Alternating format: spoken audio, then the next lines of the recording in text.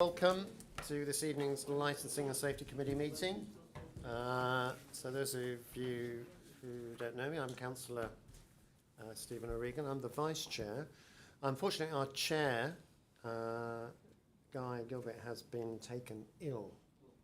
So as Vice Chair, I'm chairing this evening, and I'll do my very best to chair properly in Guy's absence. And of course, the committee and members of policy obviously wish Guy well and a speedy recovery. Okay, so now we will be being broadcast live. If you can tell me when we are live. Yes, we're already on. We're already on live. Yes. Okay. So so this goes out on YouTube, so it's live stream, so anything we say, cameras go to the person who's speaking, so please do bear that in mind. Council, if you've got your screens,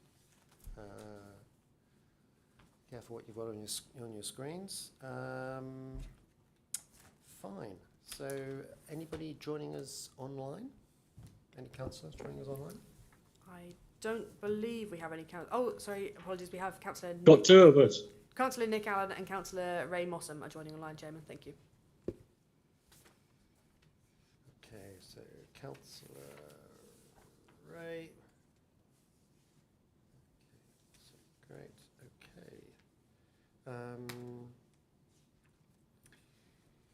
So do we have any councillors who are not members of the committee present? No. That's a relief. That means we don't have to put you on the back row or whatever we do in those circumstances. Great. So before we start the meeting, just like to explain for the benefit of the members of the public. So we've got teams. So we've got members who are attending electronically, and we have to look out for them when they want to contribute. But only members of the Licensing and Safety Committee who are physically present in the meeting will be able to vote. Okay. So if members are participating online, they don't get a vote. So they may contribute, but they don't get to vote. As per usual, if you can make sure that your microphone is in front of you, is warmed up and ready to go, and that you switch it on when you want to speak, and you switch it off when you've spoken. So there will be questions on reports by officers. And the protocol is that the questions are directed through myself, the chair, and I will call on officers to respond to your questions.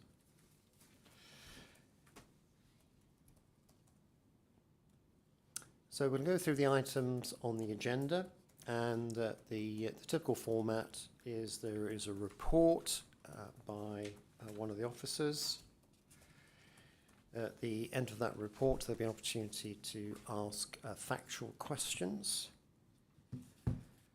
Then we'll, depending on the item, what we have to do, whether we're voting or noting, we will then have a discussion, and there will be a vote as necessary according to the rules I have just outlined. Okay, so they're the rules of the meeting. If we go to item 1, which is apologies, as I've already mentioned, Councillor and Chair Guy Gilbey is ill and sends his apologies. We also have apologies from Orion Frost and also for Councillor Paul Bidwell. Any other apologies that we need to note? Councillor Dr. Bernard. Okay, thank you very much.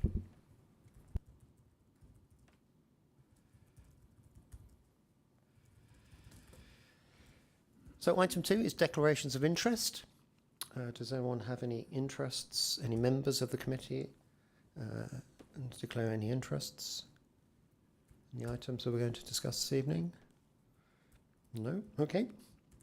So, item 3, we have a look at the minutes and approve the minutes of the last meeting.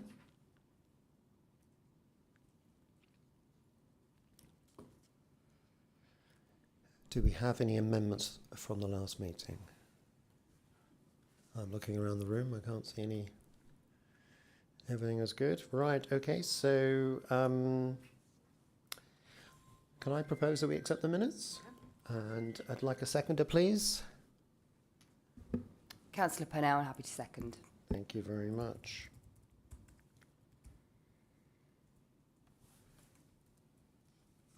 Chair, I think there were a number of matters arising from licensing officers. I think who was going to speak to that? Moira, is that you online? Chairman, just to say there were two matters arising. The first one is that we did speak about the fact that we were going out to recruit to the licensing officers. We've done that. We've now recruited an additional 2.6 licensing officers, 3 people, but 2.6 post fills, and they will be with us, and we should be fully staffed by the end of October. And the other matter related to the knowledge test, which is an item on this agenda. Okay, thank you. So, can we move to a vote to accept the minutes? All those in favour? Thank you very much. Minutes are approved. So, item 4, clerk of the meeting, Lizzie, any urgent items of business? No, Chair, none notified. Thank you. Item 5 then. So this evening we're going to have some public speaking, which is very welcome. And Manaj has indicated he wishes to speak at this meeting. There he is. Thank you. So, just not yet.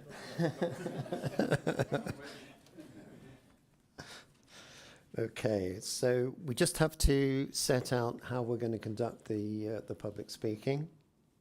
So only Manaj will be speaking this evening, and typically a member of the public gets 3 minutes, only 3 minutes to address the committee. In this instance, there are 3 items that Manaj is going to address in his talk. So he's going to have a total of 9 minutes of speaking time. And that is split into 3 minutes on matters pertaining to the licensing policy, one of our items on the agenda. 3 minutes on fees and charges, another item on the agenda, and 3 minutes on tariffs. But we're going to take all of Manaj's contribution at one time, because I've seen some documentation. There's a list of points that Manaj wants to cover in his speech, and that we're going to call Manaj to speak after we have considered agenda item 6. So Manaj, I know you're ready to go, but you're going to have to wait until we've considered agenda item 6. Okay, great. Okay, so now let's move to agenda item 6. And the officer who's going to make a report is Moira Fraser, who will be speaking to us online. Moira. Thank you, Chairman. Good evening, members. The Chairman and officers met with 6 members of the trade last Monday evening and discussed a range of issues, including the taxi policy, the outcome of the knowledge test consultation, as well as fees and charges. All of these matters are included as separate items on tonight's agenda, so I won't go into too much detail about them now. The notes from the meeting were circulated to you all earlier this afternoon, and they've also been sent round to the wider trade. As it's a private meeting, we haven't published those notes, but the contents are summarised in the report included in your agenda pack this evening. I'm sure that Manoj will cover some of the items when he addresses the committee immediately after this too. In terms of the fees and charges, the trade commented that any increase in the fees would have a detrimental impact on the trade, and they asked that consideration be given to freezing the fees for this forthcoming year. Officers explained that the fees were set on a cost recovery basis and that any reductions would have to be met via a council subsidy. I'm sure that we can cover the fees in more detail when we get to that agenda item. The views expressed at the meeting relating to the knowledge test were a mirror image of those identified by the consultation, with some support for retention and some support for the removal of the requirement. The only new issue raised at the meeting was that postcodes could be entered correctly into sat-navs, which could result in passengers being taken on a longer or more expensive journey. As this hadn't been raised as part of the consultation, we agreed to include it in the consultation outcome document, which is in your appendices this evening. Members will need to consider the wider implications of public safety against the outcome of the consultation in coming to a decision when that matter is discussed later on. In terms of the taxi policy, officers explained that the CCTV requirements in the draft policy were there to ensure that anyone that installed CCTV needed to meet the data protection requirements. Although many authorities were now insisting on CCTV being installed in taxis, this was not what the Bracknell policy was advocating. The trade were concerned about the requirements for them to undertake Group 2 medical examinations. This is common practice and is already included in the Council's existing policy. The only change being proposed by officers is that the test that's undertaken every 5 years starts from the age of 45 and not 50. But we wanted to bring the policy in line with the DVLA's Group 2 timetabling arrangements. The trade also queried the frequency of MOT tests. They asked that consideration be given to reverting to the requirements of the existing policy, that is, that annual testing for vehicles of up to 5 years and then every 6 months thereafter, instead of the annual test of up to 4 years of age as set out in the proposed policy. This would be a matter for members to discuss later on this evening. The issue of card payment facilities was also discussed. Members are being now asked to consider if they would like to make it mandatory, sorry, I can never say that word, for these to be installed in vehicles, and if so, when that should come into effect. The trade have been raising the issue of the age of vehicles for some time, and the proposal in the new policy is that this requirement is replaced by emission standards, which is in line with the Council's climate change policies and aspirations.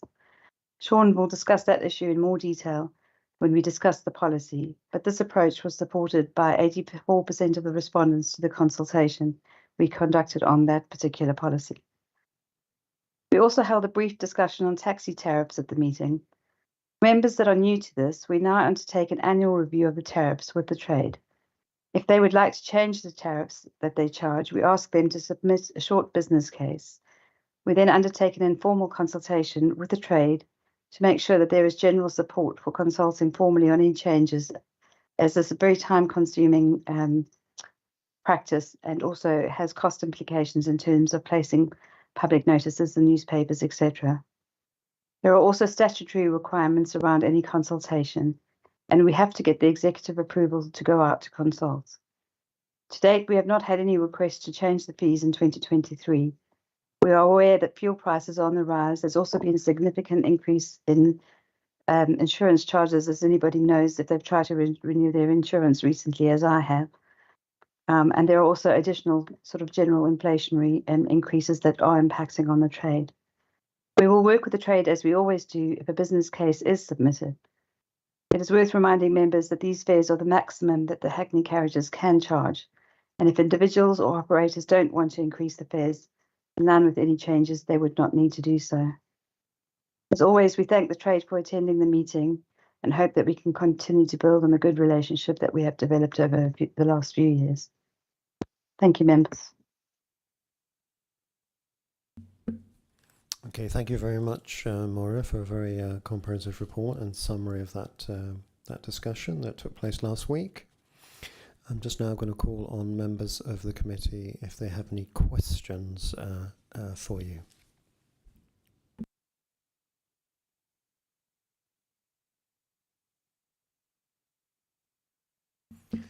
Okay, I can't see any questions.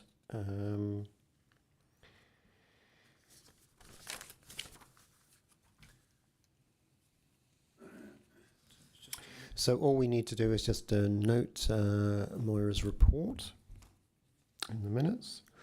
There's no need to propose any recommendations on this item.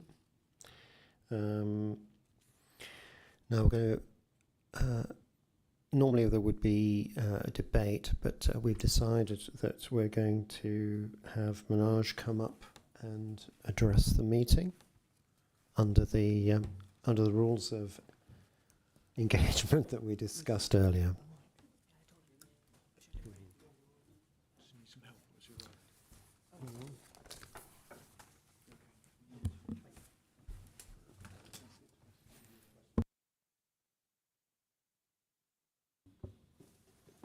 Good evening, everyone. Thank you, Vice Chair. And my name is Manoj, and I've been representing Hackney Carriage Association the last 2 years.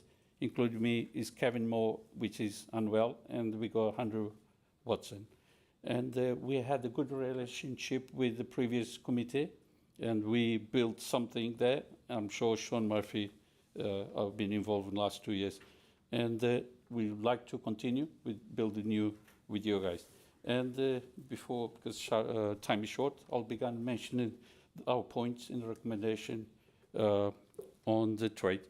First one is about regarding of HO vehicle, and what I read on the draft said from 1st April 2025, and this proposal for new vehicles, or is that the previous one? So we recommend, we have lots of old cars now, it's been 10 years now, all wheelchair accessible. This was introduced in 2003 when we had a swivel chair, and then introduced requirement wheelchair accessible vehicles, which we lost lots of trade. We've been saying that we're not against or discriminate on wheelchair accessible. You can ask my colleagues how many wheelchair we have a year, maybe 1 or 2 jobs. And this is the, but on that we got some suggestions from drivers here, say to scrap the age of vehicles, and the mileage, because the emissions coming on, as you want to introduce, and give us a chance to buy a car from 2016 Euro 6, which is comply on dual list, and the prices are quite reasonable. And also to carry on the car we have to carry on, we got lots of less mileage because of COVID, we've been affected. And some drivers have been having some check after 10 years, which council charges £64 an hour, and the check is only takes 10 to 15 minutes. And when this fail, they ask to do again, they ask again to pay again, which we, the lack of trade we out there, we struggle. And if you don't look after this trade in the next few years, will disappear. And because you got licensed cars running around in the area with 85% are taking the jobs. So I'm not against, because they probably legal by TfL. And MOTs, we, as say, we do every 6 months, and they never charge twice when it failed. So this is another thing, you got to be soft to us, because you need to work with us, and we work with you. On the page, guidance 2021, say exceptional condition. So this doesn't say you have to be like a showroom on the vehicle. So we're going to have dents and things like that. It's you go to motorway, you come out, the guy just spent 1,500, it's been off for 3 weeks, no earning. And this is a concern for you guys. And the ranks has been okay, very quiet. We lost lots of drive in the past 2 years now. We're around 50, but seems we're going to lose another 2 or 5, maybe end of the year. So. And then secondly, we go mixed fleet. We suggest mixed fleet because emission. I couldn't do a business case for that because it's quite difficult for me, and I've been honest. So secondly, if you, this was implemented by European law to have a wheelchair, we no longer need EU now, you know. So secondly, I'll go to draft policy, the new one, page 31. Driver medication, as I say, Maury just mentioned about the VLA pushing to age of 45. We've always been on 50 every 5 years. We don't have any report of drivers being, unhealthy wise. And it's expressed on the page, on the guidance 2021, on the page 7, 5.10. And the third one will be still on the new draft policy recommendation about taxi sign logos with the Bracknell Forest. This will cost money. Never had a problem. We got taxi sign. Everyone just, I've been 23 years doing this job, and I can see people just see this taxi sign, is a taxi license, off you go. And I don't think so. We need a second armband badge. It costs lots of money. It will be plastic. You need to recycle. And before used to be old stickers, as you know. And when I started, no problem. And Basingstoke are doing for £155, and you charge extra £100 for that plastic. And that's why our concern is from the driver. And some of the drivers have the vehicles built in with this taxi sign. How are you going to remove and put the new one? Are you going to supply? It costs money. There's no trade left there. You got to look at this. Drivers been spending more hours there. Now we move on to number 4. It's about license fees. I don't know if I can carry on. We recommend you to cap for retain for another year, because we think about our tariff to increase, but we are not. We're waiting for your consultation after your voting. And the DBS, we're still too high, £70. The other council are 53. And there's a link I did send to Julia recently about if you look at this combined Taxi Plus, if you press, every council will come down, and it's easy access to go through online. And the other, it's number 5. So as I say, we're holding the tariff until your consultation on the fees, until the next meeting on the 16th.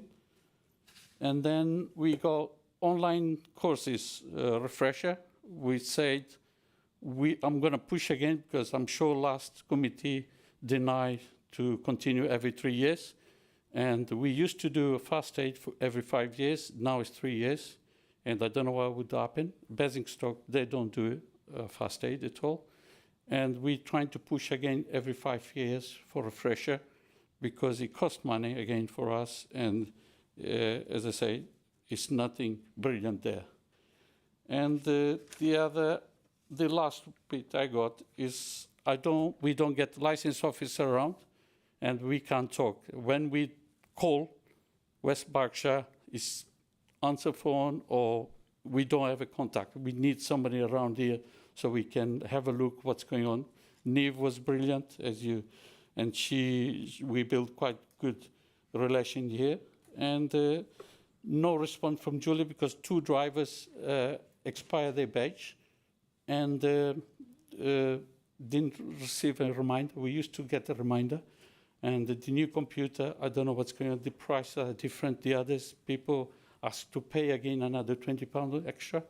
So we need to bring those 2 drivers back, because we're losing driver. You don't want to see empty ranks there. You see our licensed cars come and pick and go. And the knowledge test, I would suggest you to keep for Hackney drivers, not private hire, because they use the PDA system. But if they trying to join us to have a dual badge, you must have a knowledge test. That's my suggestion from the drivers. And I think that's all. Thank you. If any questions, queries, please. Okay, thank you very much, Manoj. Thank you. Thank you. You kept to time, so very well done there. So what we do now is, if you can just stay at the lectern, I'm going to ask members of the committee if they have any questions for you.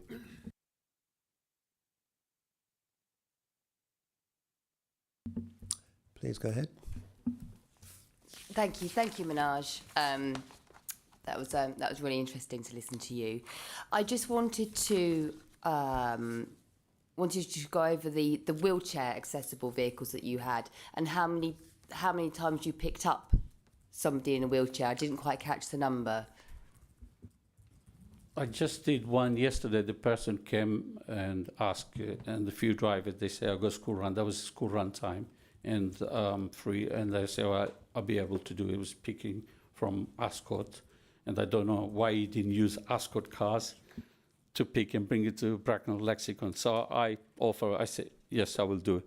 But basically once a year, maybe twice, because I don't work with the companies. Some drivers, they do.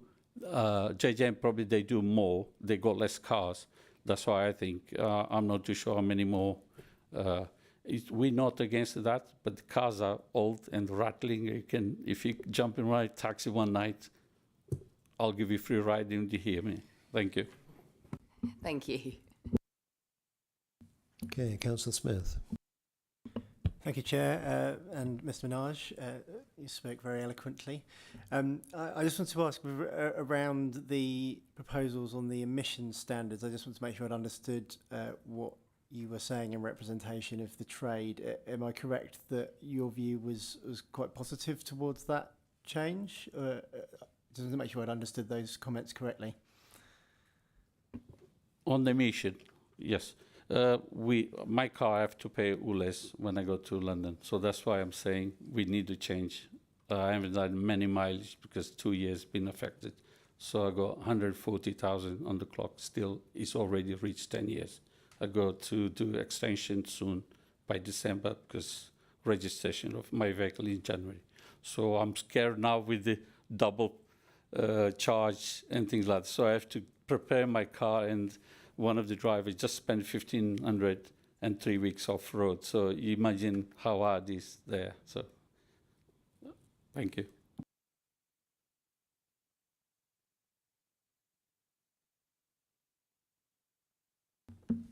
Okay, any further questions?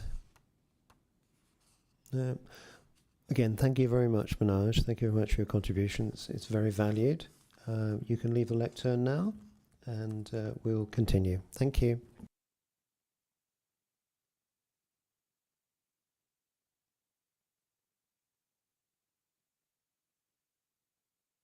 Okay, we're going to move to item 7. And again, I'm going to call upon Moira Fraser to report. Hello again, members. You will recall that we had a lengthy discussion about the knowledge test at the last meeting. Members asked officers to undertake a consultation in order to inform discussion at this meeting.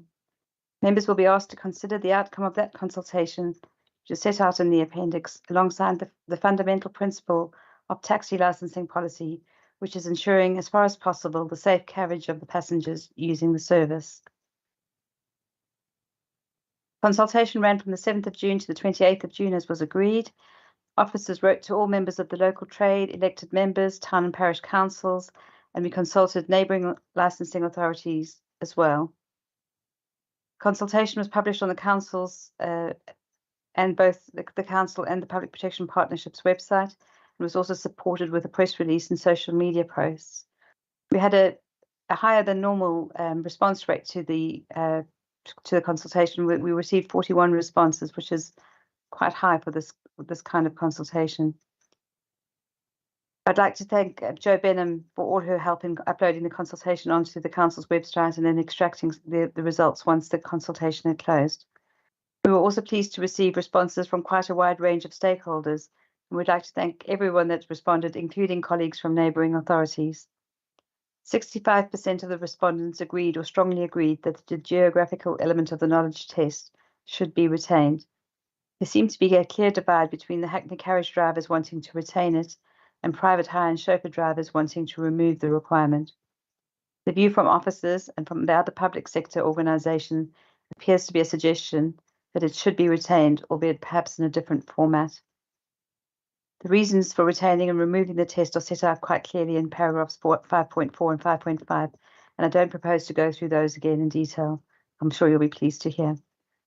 If members are minded to make any changes to the status quo, Sean and the chairman will make the necessary changes to the current guidance notes, as well as any changes that will be reflected in the licensing policy once that is adopted. That's it for me, Chairman. Happy to take any questions. Thank you very much for that report. Questions to Moira from the committee? Councillor Smith. Thank you, Chair. The officers noted that in the response to the consultation, there was a split almost between the respondents who were Hackney carriage drivers and those who were private hire drivers, with the private hire drivers, I understand, being more favourable towards removing the requirement for the test. I'm just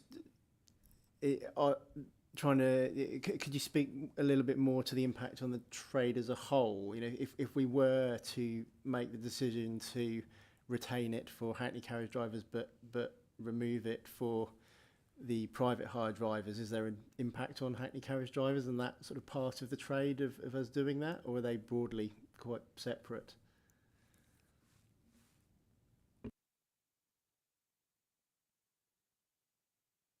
Chairman, they're separate entities, and they're governed even by sort of separate processes and practices within the policy. So, in terms of that, of splitting the way they're conducted, I can't see that there will be a material impact. The only thing I would need to stress is that there are some drivers who hold dual licenses, and clearly we would expect anybody that holds a dual license to follow the practice of the Hackney carriages, whichever way members determine that to be.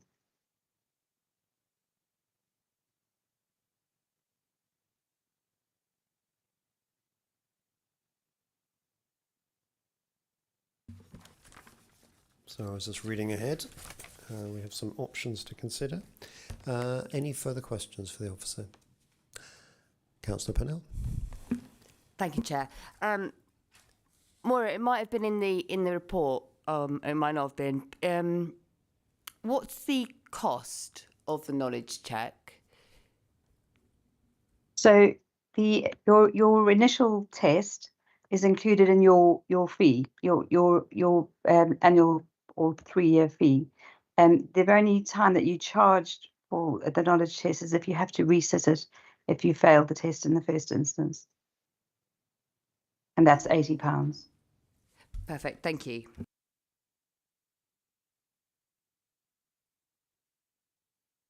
Okay, thank you very much.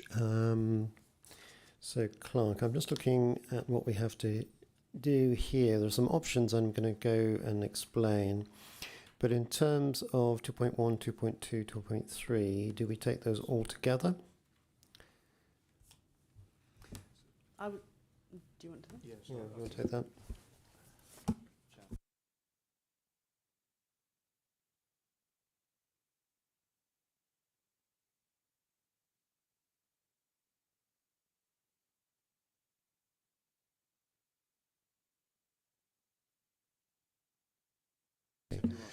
So, Moira, I understand that you have a slide that shows the options that we're going to consider under this item. I mean, that's the options in terms of 2.2 that we... Yep.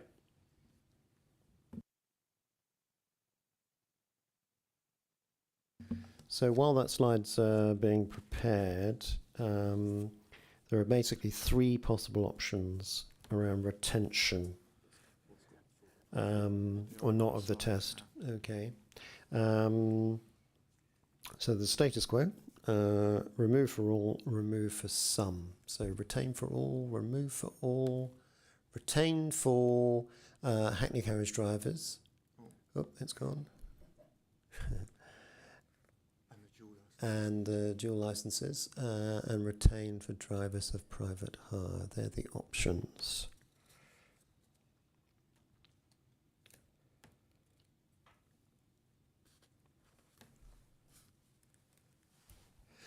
So I'm just checking, they are all mutually exclusive choices.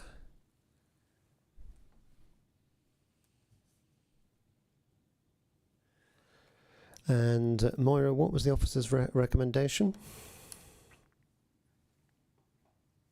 Does recommend obviously that members have a discussion and decide which way they would like to go, Chairman.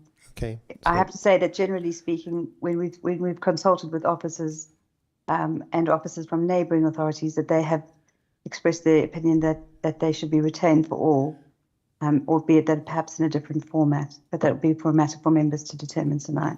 Right. Okay. Cool.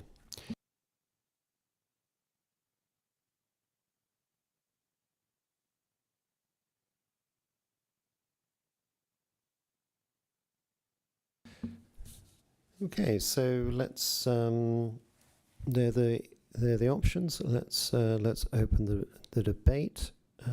So members can speak once.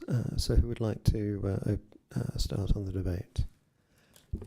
Yes, I think I'm happy that they're retained for all, but under a different format. I think that's the fairest way of doing it, and probably the easiest way to monitor going forward.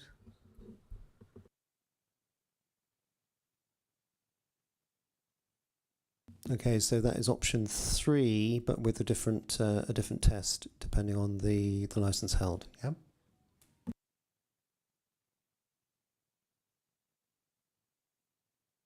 Okay, that's yeah. It's the first one. So it's retained for all, and the test is the same.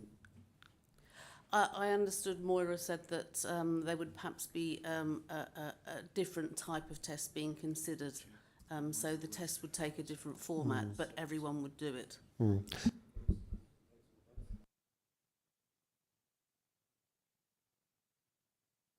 So Moira, could you just outline the differences in the test, please, so we're clear?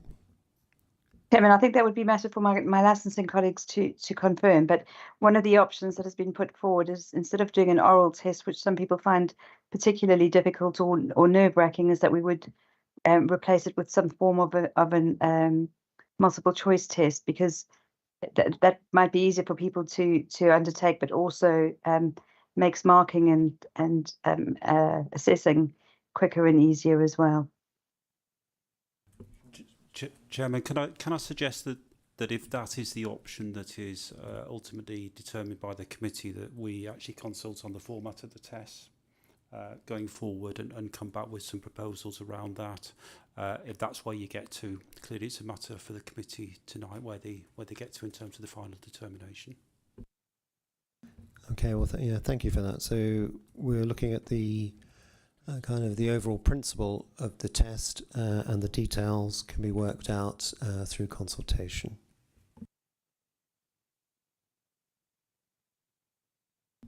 Councillor Smith. Thank you, Chair. I think the results of the consultation are quite interesting in terms of that split between the different parts of the trade. And I think the Hackney carriage drivers have obviously, in their responses to the consultation, been quite clear in terms of their view of the merits of the test. And I would likewise, as a user of such services, agree that being able to hail a carriage or pick a taxi up at a taxi stand and be able to just give them a road and trust that a professional driver will know where they're going is a very positive thing. So I would certainly be very in favour of retaining the test, and I think retaining the test in its current form for the Hackney carriage drivers. The private hire drivers, some of the consultation responses was quite interesting to me to understand the nature of their business and the fact that actually a lot of private hire drivers, many of their journeys are taken out of borough anyway, and thus the test is of less relevance. There were some interesting comments around competition with Uber and similar services, and interestingly quite mixed, I felt, in that for some it feels like an extra hurdle that they have to overcome in that competition, whilst for others they actually felt it seemed to be quite a point of pride that they could offer that better service. I think the discussion around alternative methods of the test is quite interesting, and I wonder if perhaps the right balance of this therefore would be that we retain the test in its existing form for Hackney carriage and dual licensed drivers, but perhaps pursued an alternative version of the test as has been proposed by the officers for the private hire. I think that would be that feels to me like quite a reasonable balance of the options in front of us.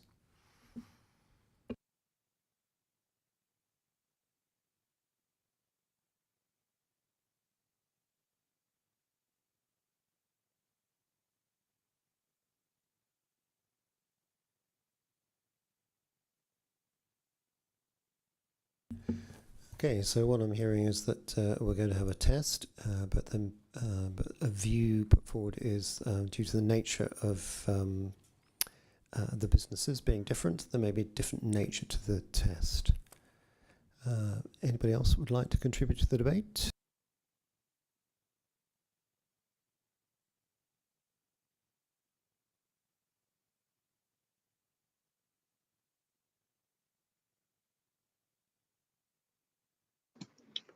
I have my hand raised, Chairman. Councillor Purnell? No, it's Councillor Allen.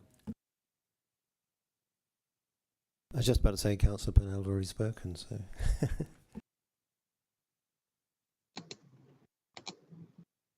I do beg your pardon. Councillor Allen. Thank you. I can understand that there is arguments from the private hire side that it's much less relevant for them because a lot of their work is out of borough, but it does give them advantage in borough work. And also, I am a bit concerned about reliance on sat navs because due to experience in the past, there's several times when the postcode, even when it is correct, takes you to the wrong end of the building or the wrong part, takes you to the wrong part of the, not necessarily to the house, but it can take you down the wrong street even, where you're supposed to be at the back of the building or the front of the building, that sort of stuff. So I am concerned on reliance of sat nav, and which is why I would also support a retain for all, but with potentially a multiple choice test.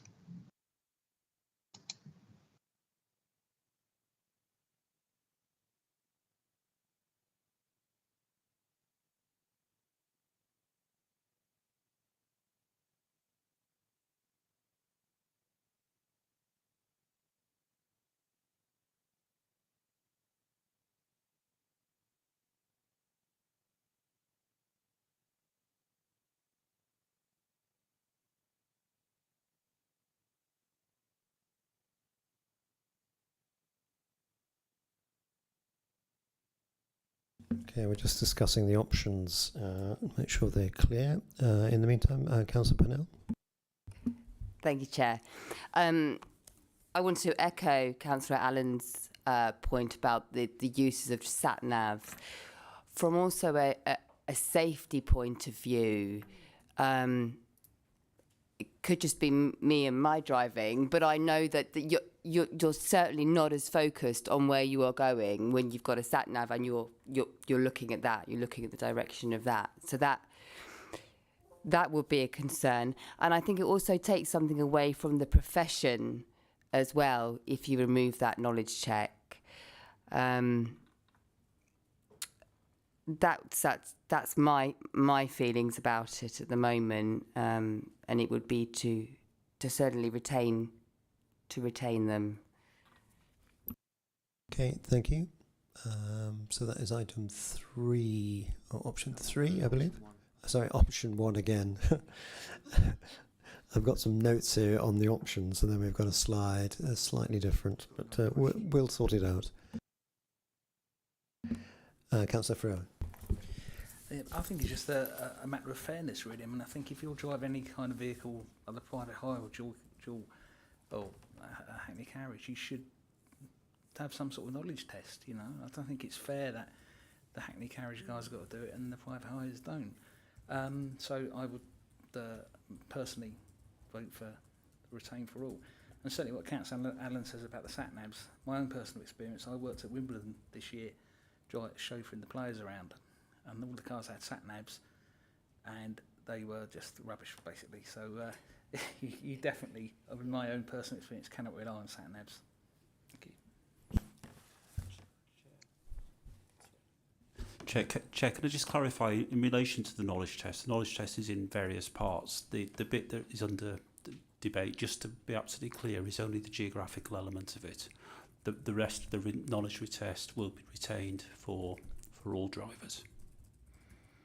There is one group at the moment that don't have to do the geographical element, and that's the homeschool transport drivers, because they've got set contracts.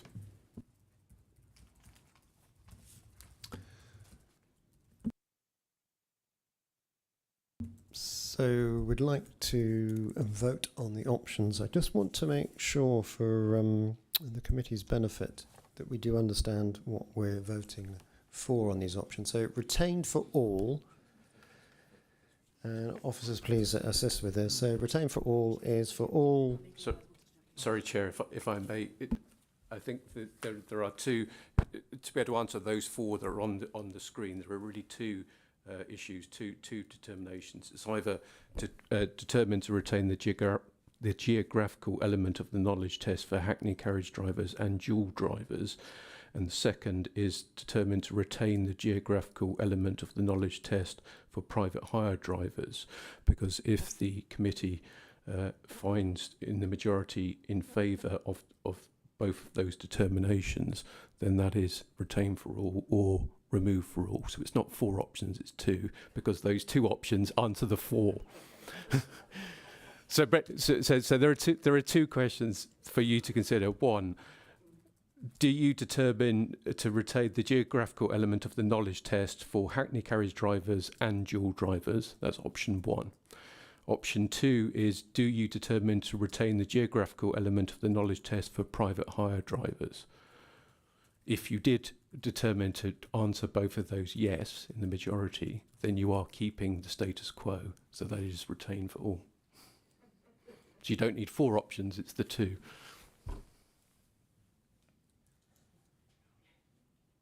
So would it be possible to summarise those in a slide so we can see them? I've got options spinning around in my head here.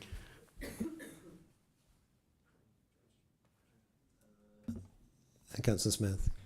Yes, Chair. Can I just ask, if we do vote to essentially to retain for all, will we then, after that, have an opportunity to vote on the format of the test that we're retaining at that point? Sorry, if I may, I'm the legal advisor chair to the committee. There are the two options that I've just given that are the questions for yourselves today. If you were to determine to retain the geographical element of the test, the nature of that test could be considered by way of consultation. But at the moment, you're just voting to keep or dispense with as a test. Geographical element test, the nature of that test can then be discussed in consultation before it ultimately goes to council. Okay, so we have a refreshed screen and we have two options. Retain for drivers of Hackney and dual, retain for drivers of private hire. And they mutually exclusive options.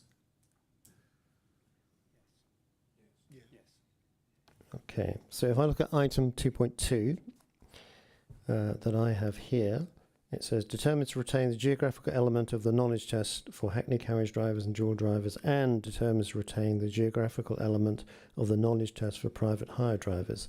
Which option is that on the screen? Yeah, and or it's two votes. One, do you vote to retain for drivers of Hackney carriage and dual? And two, do you vote to retain the test for drivers of private hire? It's two votes.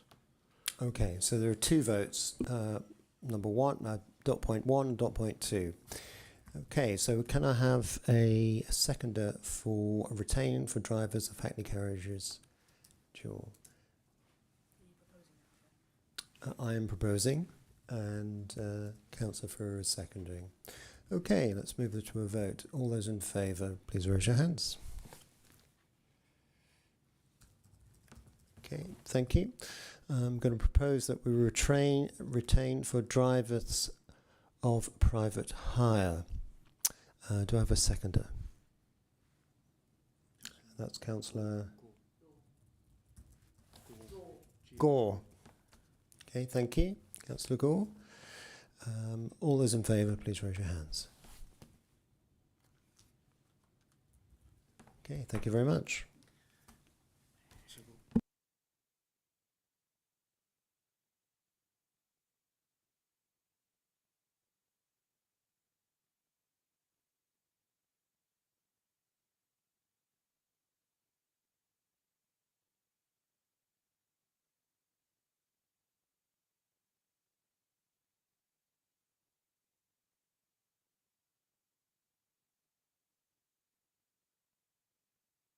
Okay, so we've had the vote. So just to clarify once again, so the actual details of the test, there'll be a consultation on that, and that will come back to this committee.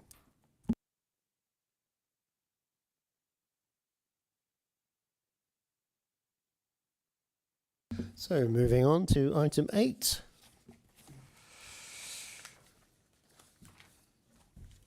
And I'm going to call upon the Officer Sean Murphy to present the report. Please note there was a supplementary report, Appendix C, that was circulated this afternoon in case you missed it. Sean. Thank you, Chair. I mean, this policy has been on quite a journey, and I would like to thank the trade, start by thanking the trade for the engagement with the consultation process that we've had around this policy. I think where we've got to really is those matters that were raised earlier on by Manoj. I think of the remaining matters really of where there are concerns still with the trade. If I could pick up some of those as I go through. So if we take the issue of the Group 2 medical, my understanding is that the medical that is currently taken by drivers is a Group 2 medical. And basically that comes in at the age of 50 for those drivers. The proposal is to reduce that to the age of 45 for the first medical. Now, obviously, clearly that's a matter for the committee. As all of these things are a matter for the committee as we run through them. The second issue on the age of vehicles, which I think is an issue, I think it's fair to say that it's been around for some time. We are proposing it's Appendix C, which was circulated earlier today, a change from the existing age of vehicle policy, which is currently, I think, 5 years onto the fleet and 10 years basically off the fleet, with the exception of some vehicles that get exemptions because of the standard of the vehicle, and with the exception of homeschool transport. So it is being proposed at Appendix C to replace that with a phasing out, I suppose, really of older vehicles, is one way of putting it, more polluting vehicles. So Appendix C, you will see there is a breakdown by type of vehicle, private hire, Hackney, homeschool transport, of the age of the vehicles, and you can see basically the vast majority of them are within that 10-year period, but there are some older vehicles, some of them as old as sort of 17, 18 years, but a very, very small number. But by and large, most of the vehicles have come off the fleet by the age of sort of 12, 13, 14.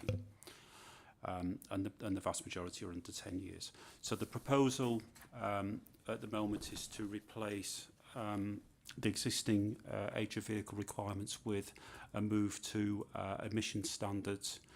And so in the paper, for any vehicles renewing in 27-28, so effectively 3 years, so we're taking it from the 1st of April next year, the 3 years. So any renewing in the years 27-28, that period, then that vehicle basically would need to comply with Euro 5 standards. So at the moment there are vehicles, as you can see from the age profile, that don't comply with Euro 5. And for any vehicles renewing in 29-30, that they would need to comply with Euro 6 standards. So just by way of reference, I think Euro 5 came in 2011, and Euro 6 came in 2016. So what that would allow basically is if the vehicles were a satisfactory condition, and picking up on the point that Manoj was making about condition, I think there's probably a further discussion to be had about the condition criteria.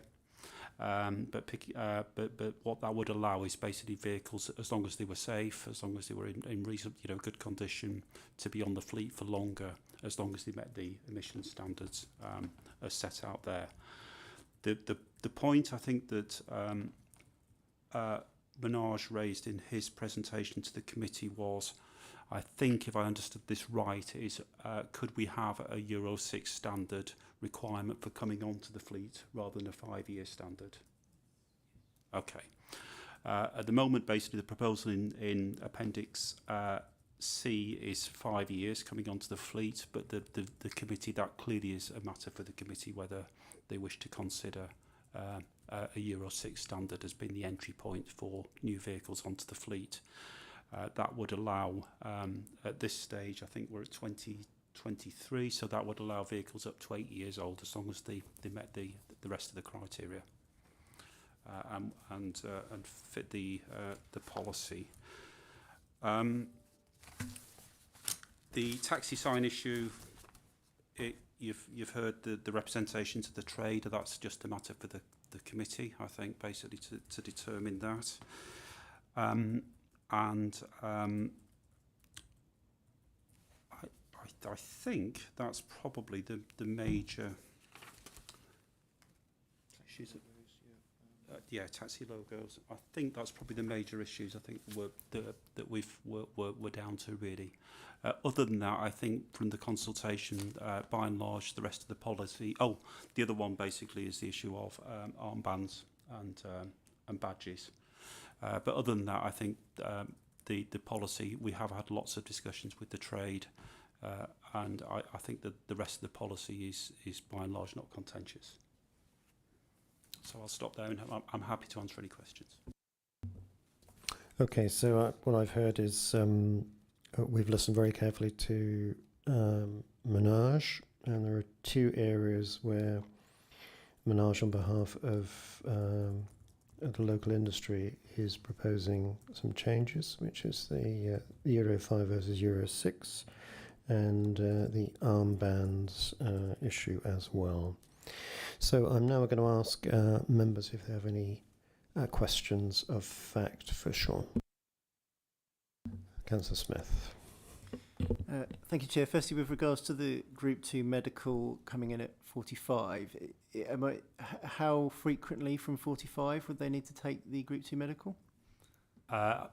My colleagues, it's every 5 years up into a certain age. I'm just actually quickly looking at the current policy Group 2 medical is that it's every 5 years basically. I think up to a certain age, until the age of 65, when they're renewed annually without an operation limit.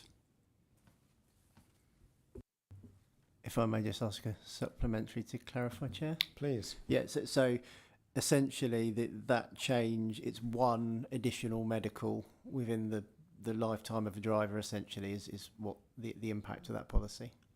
Yeah. Thank you. Okay, more questions for the officer?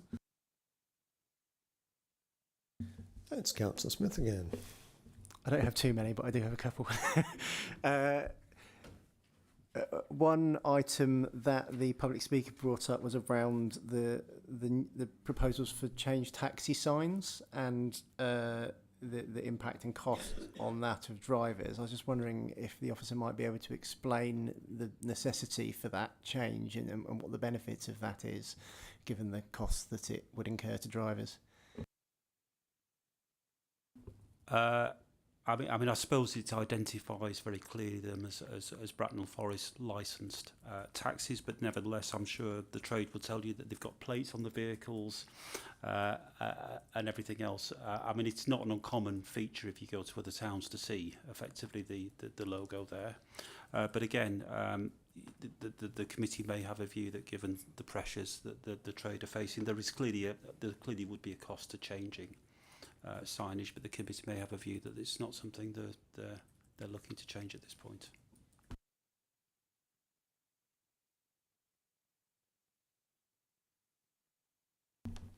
And Councillor Smith. Thank you, Chair. My final question. My understanding from the consultation on this with drivers was that one of the points drivers did raise was around increased requirements for training. I was just wondering if the officer might be able to clarify what the additional costs would be for drivers of that, how much additional time away from the driving this would take drivers, and what are the associated benefits to the public of having drivers go through that additional training. So I've just realised in you asking that question that I did miss a second point, which I'll come back to as well. I think Moira, are you able to just give the current figure for the first aid test and the rationale behind this, please? So my understanding, Sean, is that that their proposal is to remove the requirement for a first aid test going forward, and that the only test that will be retained would be the safeguarding test and the disability awareness training. Currently, those costs are included in your initial. They're not additional costs to the trade. They are included within the existing license fee. So The cost really is around time for the trade to sit and write the tests every 3 years. So the proposal is to remove the first aid, and as Moira said, the cost of the other tests are now included in the licence fee for the driver. So there are options about how they are done. By and large, they're done with one supplier, basically online. But we have included the fee, because I think one of the things that the trade have raised in the past is a concern about having a fee for this and a fee for that. And just having some real clarity about, because if you need them, then they might as well be in the fee.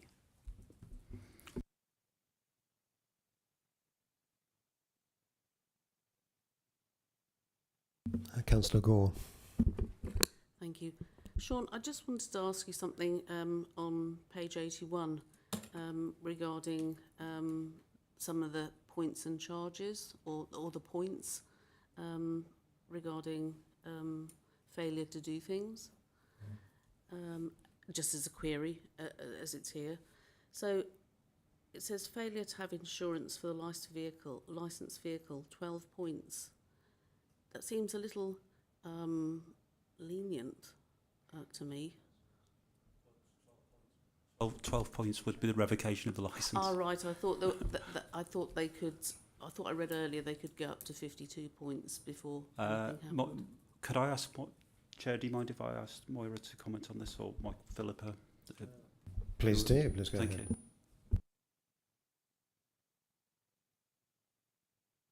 Philippa, do you have a comment? Because I'm not aware of the points at all. Again, being new, points issued, I presume it's like any other authority.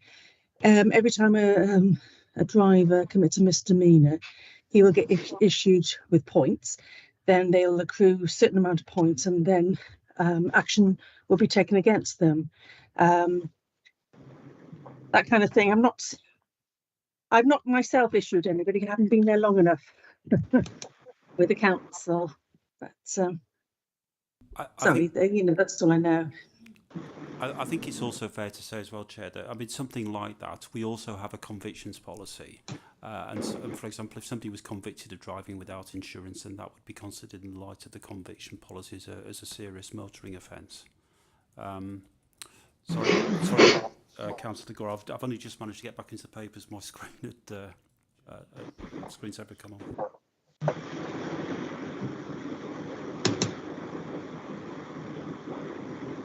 Chairman, I can give an update on how the points work if that helps. Councillor Alden, yes, please go ahead. So basically that the tariff sheet that Moira was pointing out on page 81, basically if they do fall foul of a misdemeanour, they get that many points. And it's a bit like a driving licence, but in for taxi firms, I think they can, if they accrue up to 12 points, they then have to go before a committee. Technically, they lose their licence, but they can appeal and go to a licensing panel to retain their licence, and the panel can decide whether or not they wish to allow this taxi driver to continue. So 12 points would be an immediate revocation, but each of those misdemeanours, the number of points given is for 12 months, and it's a 12-month rolling basis.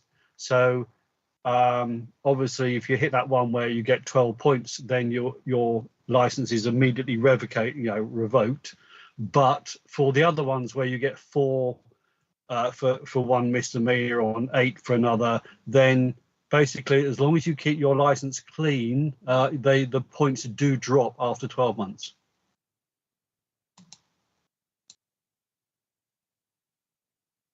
Yes, please come in. Thank you, Chair. Just to clarify that detail, should members wish to have a look at it, is on section 1.7 and 1.8, page 49 and 50 of the policy, or page 79 and 80 of the agenda pack. Thank you.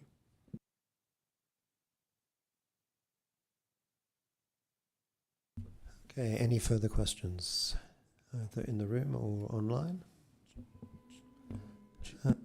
Chair, could I just pick up then, going back and my recollection actually of a couple of other things that were raised by the trade. The other one was basically this requirement around MLT certificates. So at the moment, the requirement, as I understand it, is that they have an MLT once a year up to 4 years, and the proposal I think was to extend it to 5 years. Basically for the requirement to only have one MLT rather than two. So I just didn't want to lose sight of that basically in the debate. So that was the other bit that's in the policy where members will need to consider and perhaps make a determination on that.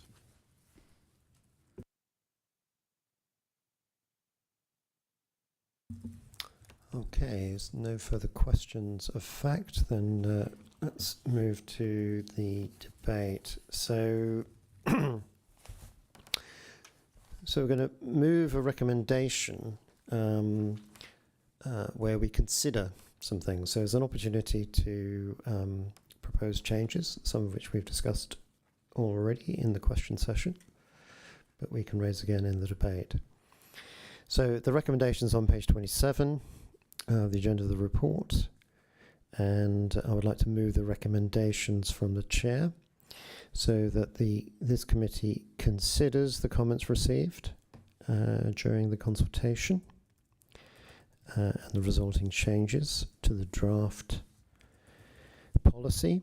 The policy, once it's agreed, will go to full council for approval, so there is another stage after this. Point 2, so this is where we have an opportunity to consider any additional further modifications should be made to the draft policy. 3, considers any further consultation is needed. 4, considers the recommendations at Appendix C on replacing the current age of vehicle requirements. And 5, resolves that any conditions pertaining to emissions policy be reviewed in the light of any new emission standards.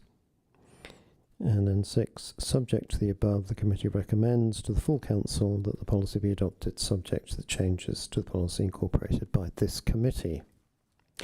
I'm proposing that. Can I have a seconder, please? That's Councillor Thompson. Thank you, Councillor Thompson. So we now move to debate. Usual rules. You may speak, just speak once. Who would like to start the debate? Everyone was looking at Councillor Smith there, I noticed.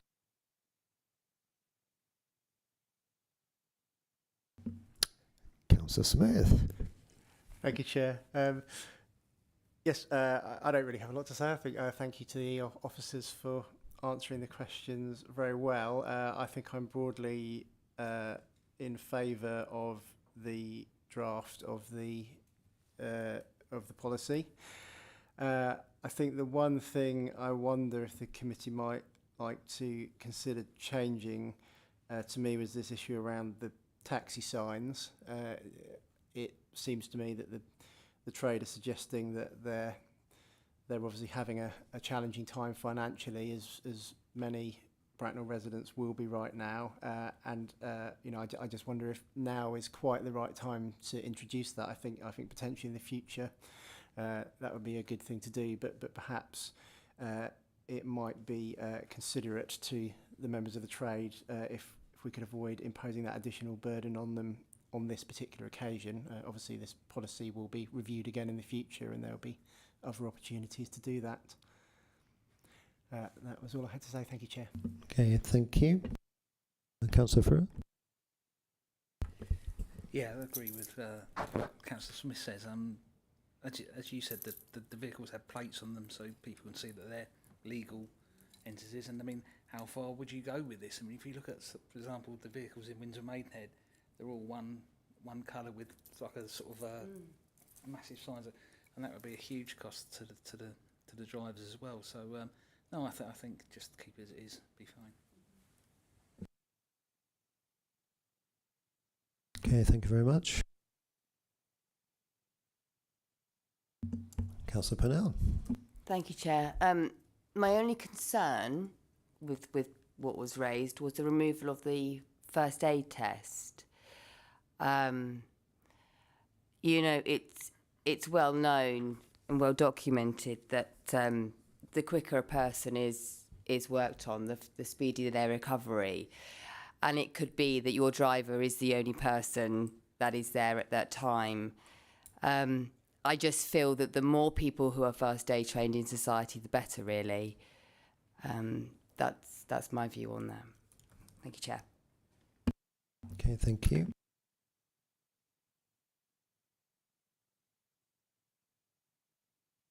I'm just going to ask the officers just to clarify, is this, where does the first aid element, can we just refresh our memory on that one?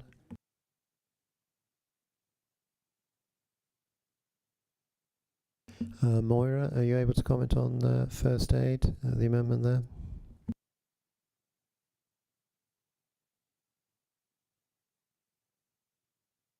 Can I just ask a question?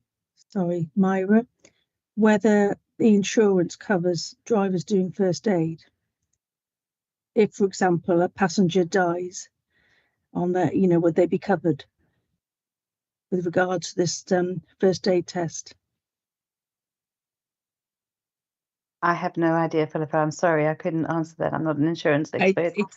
I've not heard of it from any other local authority who's introduced that. It's just not, you know, it's a lot of pressure on a driver. But if that's something that you've done, I think perhaps we need to look at this a little bit further. My understanding that the reason for the removal is around the fact, Chairman, that really that there's so little that the trade could actually do.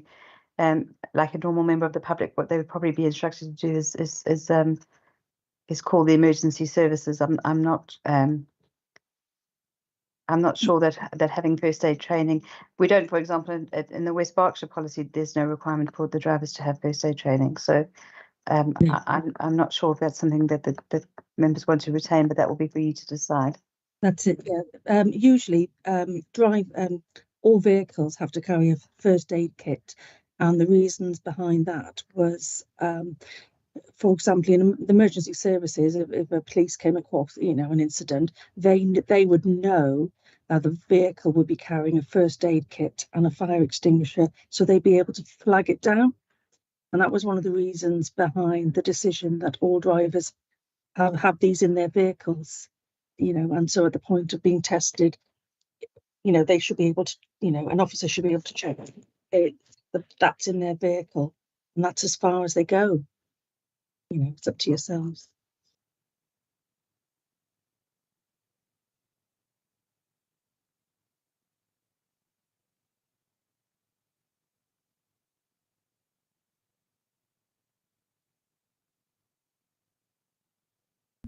Okay, so we've had some debate around taxi signs and the cost thereof and the necessity against that cost. And then we've had a concern about the removal of the first aid test, but we're reminded that the taxi drivers retain a first aid kit and are able to call emergency services as any other member of the public. Anything else? Any other councillors like to contribute, comment on?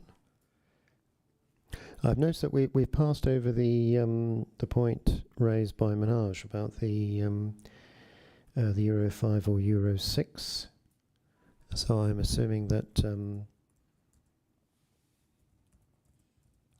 the recommendations of the draft licensing policy is supported in that respect. I just want to make sure that we give a good hearing to all the points raised by Manoj.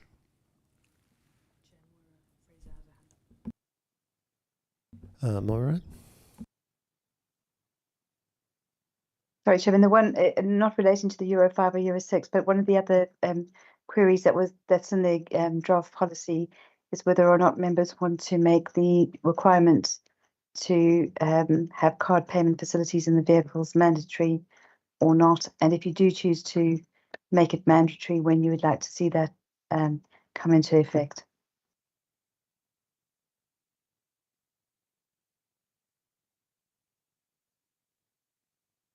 So Maura, I'm hearing that there's no specific recommendation in the policy on that. It's open. Open for members to discuss this evening. Yes, please, Chairman.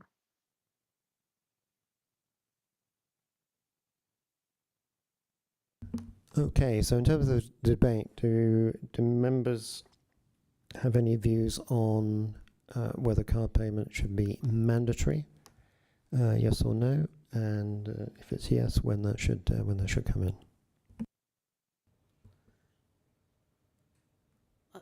Councillor Gore. Thank you. I'd just like to raise a point on that. If credit card payments are not mandatory, or if payments by card are not mandatory, there sort of raises a bit of an issue about, or are mandatory. It raises an issue if what happens if the passenger doesn't have any cash. Are they not able to take a taxi late at night? What would happen from a safety perspective? That just concerns me a little bit, that because it's not a facility that the driver may have or not have, that the passengers just has to stay there.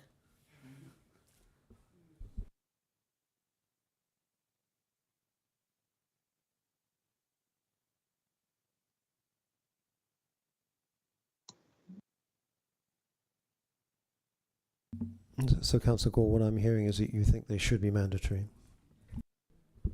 Unless someone can provide me with some rationale to say what would happen to passengers if they don't have cash, or. So on the working assumption that we've got some drivers that do not have card payment facilities in their vehicle, how long should we set for that facility to be put in place?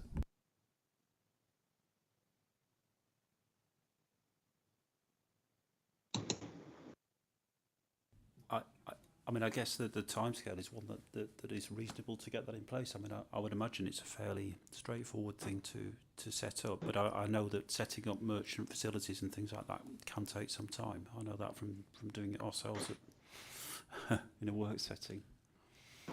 Okay, so for the purpose of the debate, if I say 6 months from the adoption of ratification of this policy by full council, is that reasonable?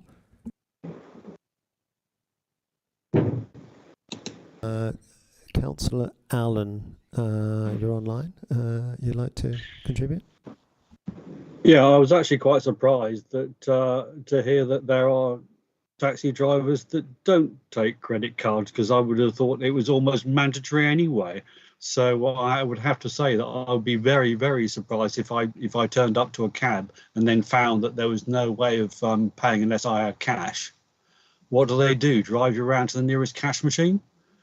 So I think that's very. I would think it should be mandatory, and the sooner we get them in, the better.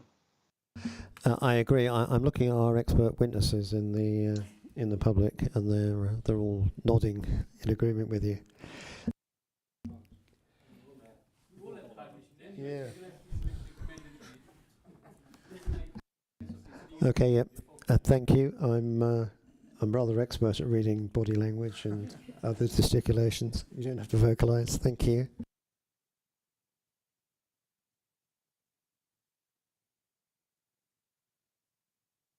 Okay, so in terms of the debate, would anyone like to move a modification to the draft policy?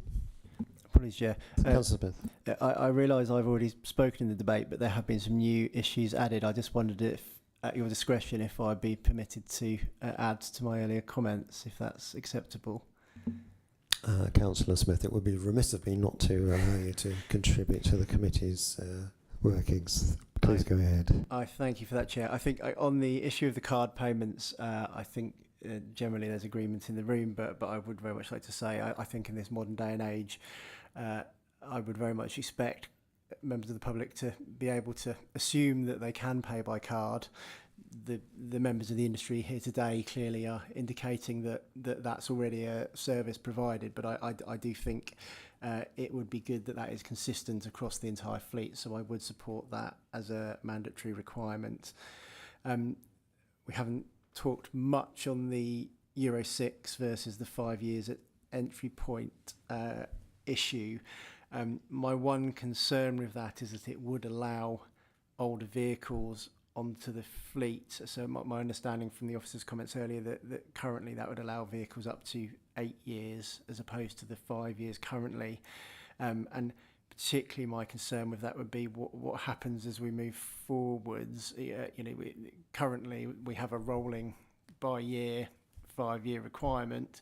If we were to replace that with the Euro 6 requirement, at what point does that stop being a Euro 6 requirement and become a Euro 7 requirement? And we could find ourselves in a situation where we're actually allowing really quite old vehicles onto the fleet at that stage. Would be my concern with that change to the policy.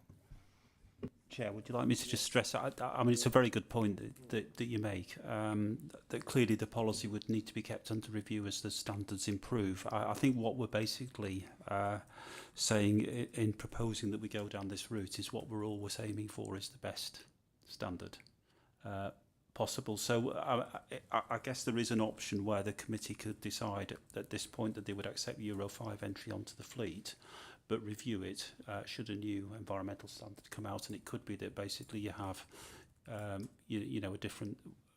I mean, I think we would probably we'd have to review it, wouldn't we? Because basically the policy is based around Euro 5 and 6. So if Euro 7, for example, came on, then we would need to come back with another proposal.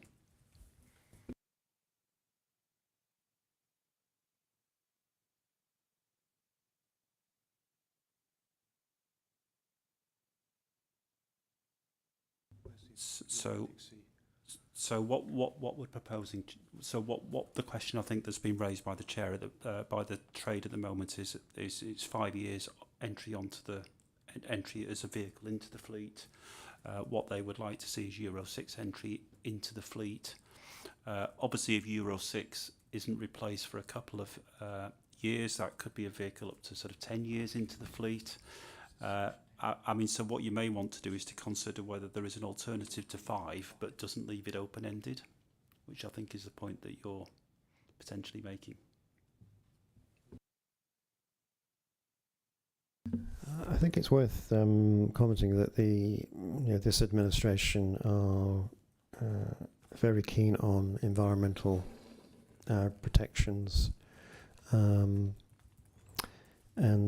the climate emergency and the contribution of carbon emissions, for which these standards are part. So speaking for myself, I would like to keep the recommended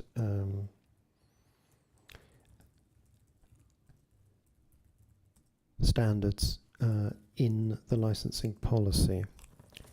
Any other views?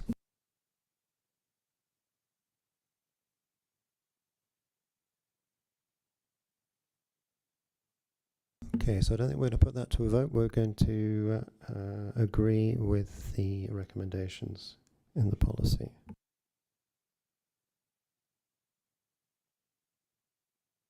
Okay, we've covered car payments. I believe we think they should be mandatory, and that should be as soon as possible, as soon as practical.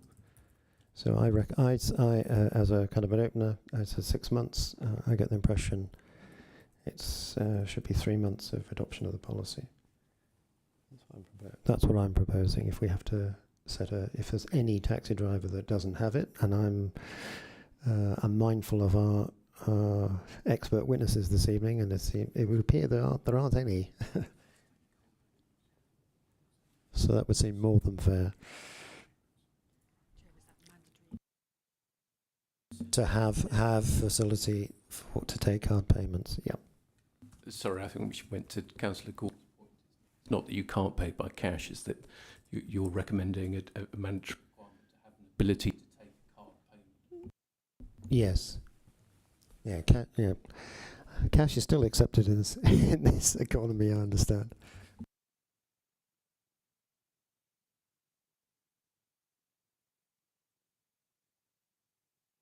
Okay, then the only other matter or potential amendment is on taxi signs. And again, summarising, I feel that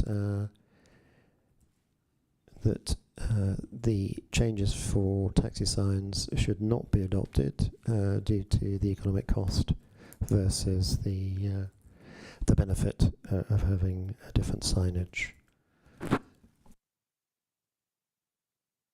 Again, I don't think we need a vote on that. I believe we're all in agreement. Yes, I can hear all I can see all the heads nodding. Okay, anything else that we need to consider under item 8?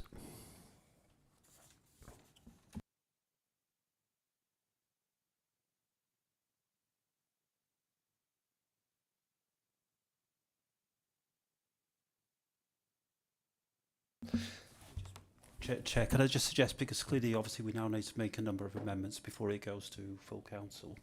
Can I suggest that basically the committee delegates that to myself in consultation with yourself and with legal service, with the Borough Solicitor, basically to agree those changes before it goes through to full council?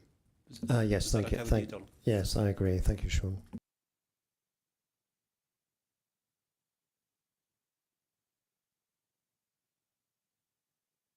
So we have someone online. Is that Moira? Wants to speak? Yeah, Chairman, I think one of the other issue that we did say that we would just perhaps change, if members are minded to do so, is the MOT, the onset of the requirement for the biannual MOTs to start at 5 years, not 4 years, as listed in the policy. So it's to stick with the existing guidance, which says that we would do it that you need to start having the tests twice a year after 5 years, not 4 as is in the draft policy.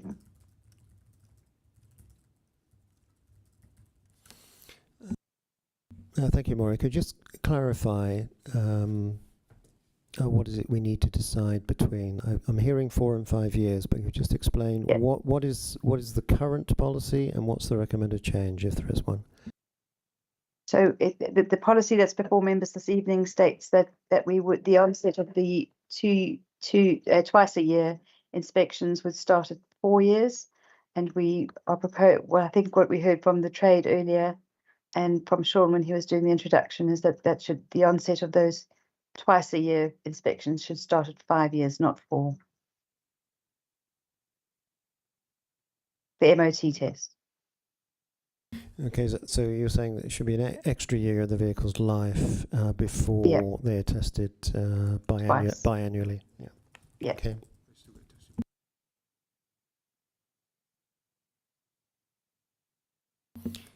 Okay, committee, do you have any views on that change, please?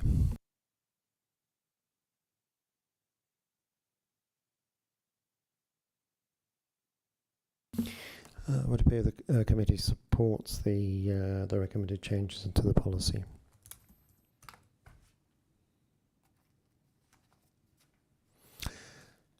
Okay, well, I would like to thank the councillors for spirited debate, lots of really good questions, and I'm particularly pleased that we have listened very carefully and very closely to the local industry and have taken their considerations into our discussions.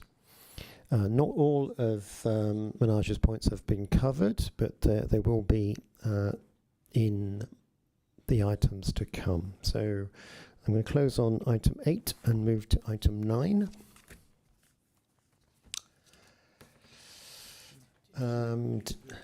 Do we need to answer? Do we need to vote? Do we?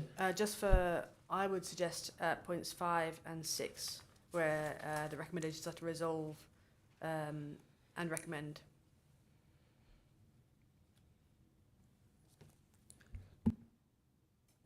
Okay, so as I outlined at the beginning of the debate, I propose that we have considered the comments received, and that we have considered additional further modifications, as we've discussed, and we have considered if any further consultation was required. And we've considered the recommendations about the current age of vehicle requirements. We have done that, and that we resolve conditions pertaining to emissions, and then subject to our vote, the amended licensing policy will go to the full council. I would like to propose that. Can I have a seconder, please? Thank you, Councillor Gort. Gore. I beg your pardon. Gore. Thank you, Gore. Thank you, Councillor Gore. Okay, all those in favour? So apologies, Chair, before we vote, if I may. Could I just ask, could we just get a succinct summary of the changes we've requested to be made, just Okay. so that all members are clear on Yep. the amended policy that we're voting on? Yep.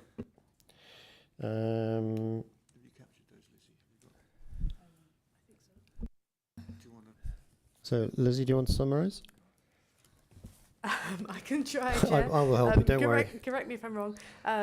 So members agreed, oh gosh, I'm just going through my notes, to not impose the taxi sign change, That's right. what was the agreement on the removal of the first aid test? Was there agreement? To let it go. Yep, let it go. Yep. To make card payment mandatory within 6 months. 3 months. 3 months. Ability to make carbon is within 3 months. 3 months. Yep. And sorry, I'm just going through my notes. Gosh. Kevin, I'm happy to do it if it would help, Lizzie. Yeah. Yes. If you've got it more, go ahead. Just trying to make. So, sense of Chairman, what what we've agreed is to keep the requirement for the introduction to start at 5 years, not Euro 6. For the removal of the requirement to have the taxi logos on the signage, to extend the MOT, the onset of the biannual MOTs to 5 years, to remove the first aid training, and to have to make it mandatory to have. Could I suggest electronic payments rather than card payments, because a lot of people pay with their mobile phones, don't they? So Yes, that's a good point. to have electronic payments, and that requirement to come in within 3 months.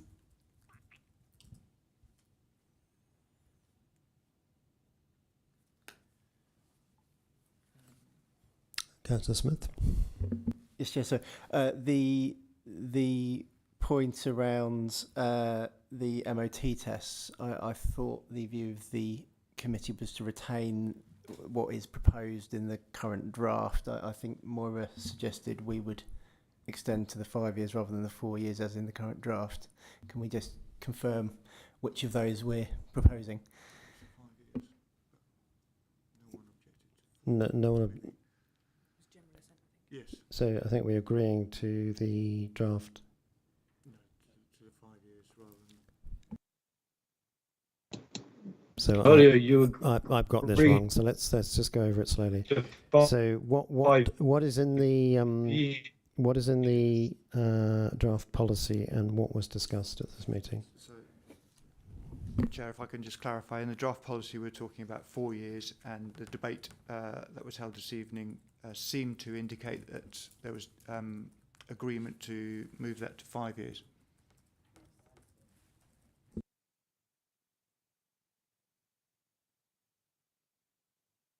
Okay, I'm just looking around the room. Everyone agrees with that.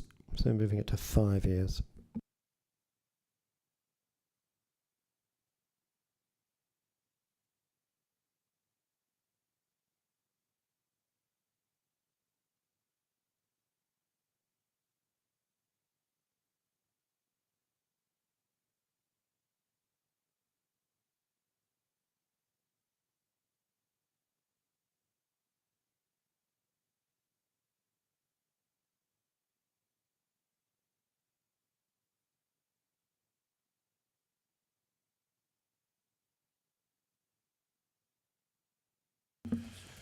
Okay, let's move to a vote on item 6. So the committee, subject to the above that we've discussed, the committee recommends to full council and the policy that the policy be adopted subject to the change of the policy incorporated by the committee that we have discussed. That's what I'm proposing. Could I have a seconder, please? Okay. Councillor Collins and Councillor Cochrane. Thank you. All those in favour, please raise your hands.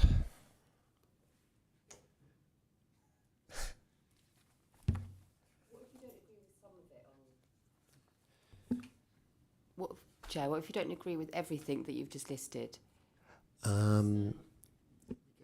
Yeah, you can abstain, yeah. Mm-hmm. But just for the minutes, can you tell us the bits that you don't agree with? Chair, it's the part about the first aid test. The first aid test, yes. You did raise that. I do recall, yes. I get that, yes. Okay, thank you.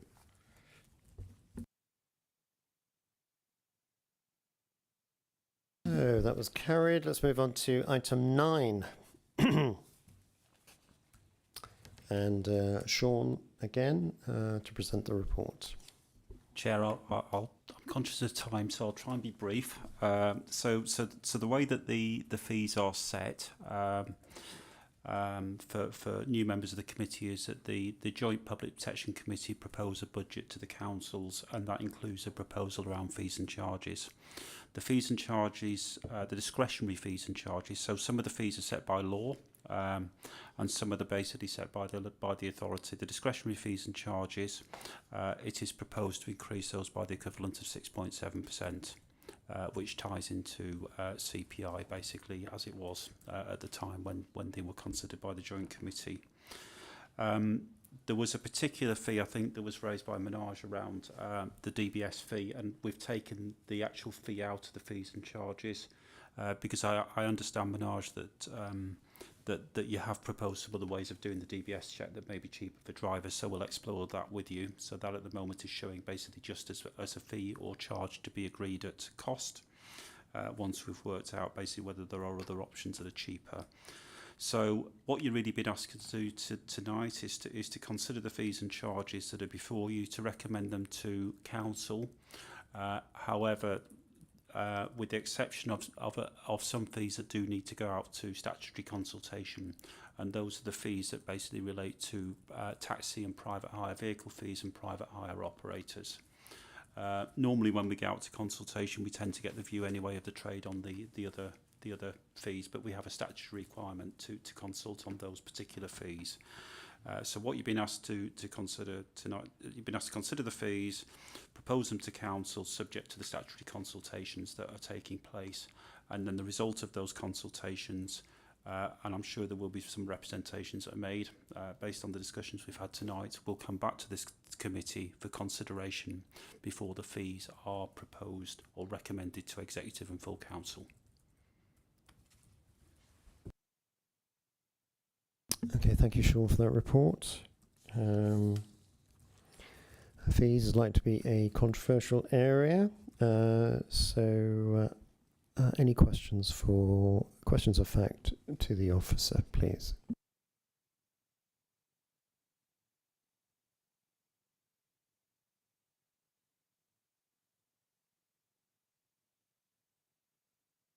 Well, I stand corrected. It's not a controversial area at all, by the sounds of things. Chairman, if I may. Councillor Allen, please. Can I just ask Sean to confirm that are we voting, are we deciding tonight on all the fees and charges apart from those that are going out into consultation, or are we essentially agreeing just to go to consultation? No, you've been asked to agree the fees that aren't required to go to consultation, and agree that we should go to consultation on the fees as proposed, where there is a statutory requirement to hold that consultation. So after the consultation, those particular fees, which is just the taxi ones, will come back, and we have to agree those separately. Exactly that. You'll consider the consultation responses before you make any further recommendations on those particular fees. So there will Just want to clarify. Yeah. Thank you. Thank you.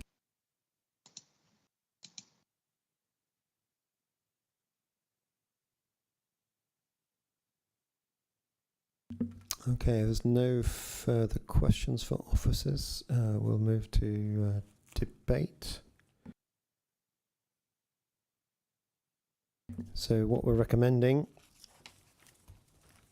debating, is recommendations on page 159 relating to fees and charges. The recommendation from the chair is that this committee agrees, save for the private hire operator and Hackney carriage and private hire vehicle licensing fees, that the committee recommends the executive and council the 24-25 fees and charges as detailed in Appendix A. Also, this committee agrees that the fees for private hire operators and Hackney carriage and private hire vehicle license fees are subjected to the statutory 28-day consultation period, starting on the 8th of November and completing on the 6th of December. And that consultation, as we just heard, the results of that consultation will come back to us, this committee. Also, this committee agrees that a public notice pertaining to the Hackney carriage and private hire vehicles and private hire operators' fees is placed in the Bracknell News. You agree that a consultation letter is sent to all Hackney carriage and private hire vehicle owners and private hire operators in the borough, and the copy of the consultation is posted on the Public Protection Partnership website and at Times Square. Furthermore, this committee agrees that if no objections are received, the charges for operators and vehicle licence fees are included in the February 2024 Executive and Council papers for approval. Or if objections are received, they be considered by the Licensing and Safety Committee at the meeting on the 1st of February, which is our next meeting. And any changes be recommended to the Council for approval. We also note that statutory licensing fees have not increased since around 2011. This committee also agrees that the chairman of the Licensing and Safety Committee should write to central government to request that statutory fees be revisited. So that's what we're proposing for debate. Can I have a seconder, please? Councillor Purnell, thank you. So would any member like to contribute to the debate?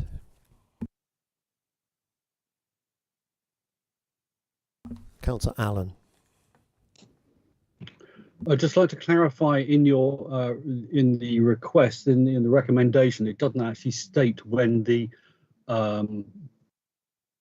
remainder of the fees, apart from it says about the taxi fees going to the executive in February, but it doesn't say when the fees, most of the fees which you're voting on tonight, will go to the executive.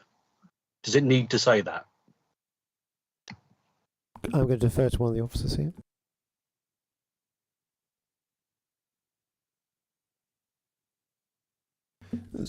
So okay, so I didn't quite hear that. Something about February. So the recommendations include the fact that the taxi hire consultation fees will go to the executive in February, but it doesn't specify when the rest of the fees will go to the executive. Chairman, I can assist if it'll help. I think that the normal practice is that the fees will go to the 12th of December. I think the meeting is, Damien, that the initial, and then, so all the fees, not just the fees relating to the Public Protection Partnership, but fees in general go to your 12th of December council meeting. And then there's a consultation period that runs from then. And those fees and those comments go back to the February executive meeting and then your budget council meeting, whether that's held at the end of February or early March. Okay, I have a question here. So there's going to be a consultation period which will end on the 6th of December. The results of the consultation are supposed to come back to this committee. We meet again on the 1st of February, where we will consider the results of the consultation. Is that correct? Yeah, that's my understanding. And then all the fees, those consulted on and those not, will then go to council for approval. I don't have in front of me the date of the relevant full council meeting, but obviously it will be after the 1st of February. Yeah, so I'm advised that generally towards the end of February. I'm just concerned, Chairman, that we're voting on all the other fees tonight, but they're not going. They're going to wait until you're saying they're going to wait until the February executive before they get implemented. And that's after the taxi consultation. So why are we actually voting on the remainder of the fees if we're going to wait until the end of the taxi consultation to vote to essentially do them all together? Okay, so it's a procedural question. I'm going to pass that to the officers.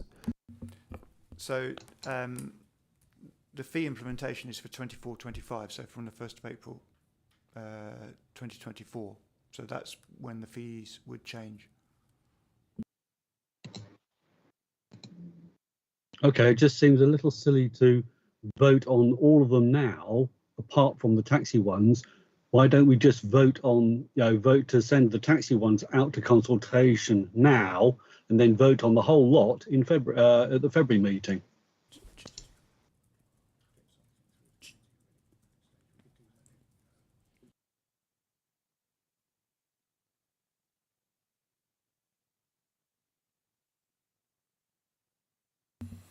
Okay, so the proposal from Councillor Allen is that we vote on the fees that are not subject to the statutory consultation now in this meeting and not wait until the 1st of February.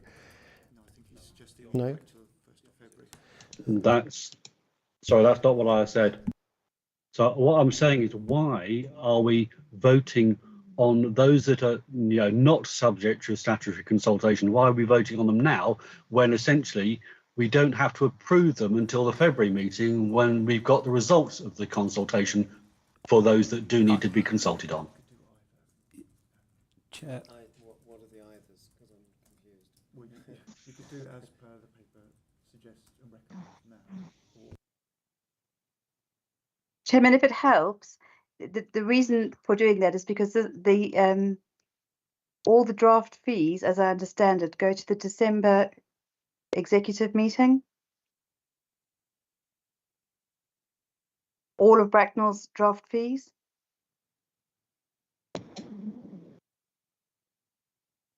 So if they go to if the draft fees are going to the December executive, why? Because they then need to shouldn't go out that to be consultation, stated? Council Allen. The draft fees go to December, and then they get consulted on. That's the normal practice that's historically happened at Bracknell. Okay, so they all get get mixed into the general budget consultation, Correct. which happens in December. Right. Correct. Okay. Thank you for that. Okay, thank you, Councillor Allen. That was interesting procedural discussion. But I do understand what I've got from that is the connection between setting these fees and the overall budgetary process, but also that we have a statutory requirement to consult on some of the fees. Thanks. Councillor Smith? Thank you, Chair. Just to respond to the comments made by Councillor Allen, which I do take the logic there. My only thoughts as a counter to that would be that if we do approve, well, obviously not finally approve, but as a committee agree with the fees that we can do tonight, I think there is a benefit to members of the trades in that it gives them greater certainty in terms of what they're facing going forwards in the next financial year. So I think that there is some benefit to the trades to us agreeing that tonight rather than deferring it.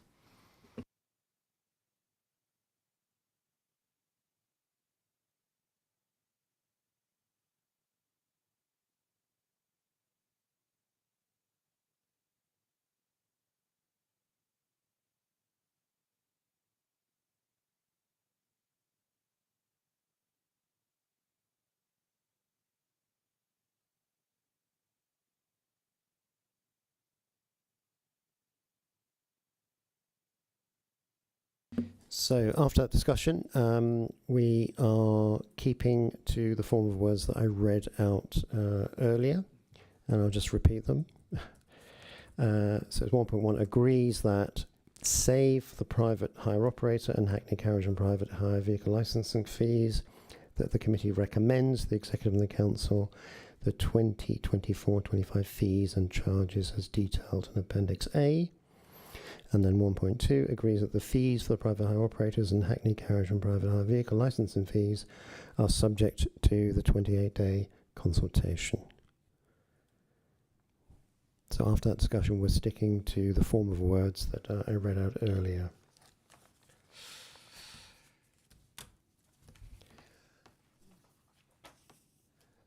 Okay, I'm going to move to a vote. All those in favour, please raise your hands.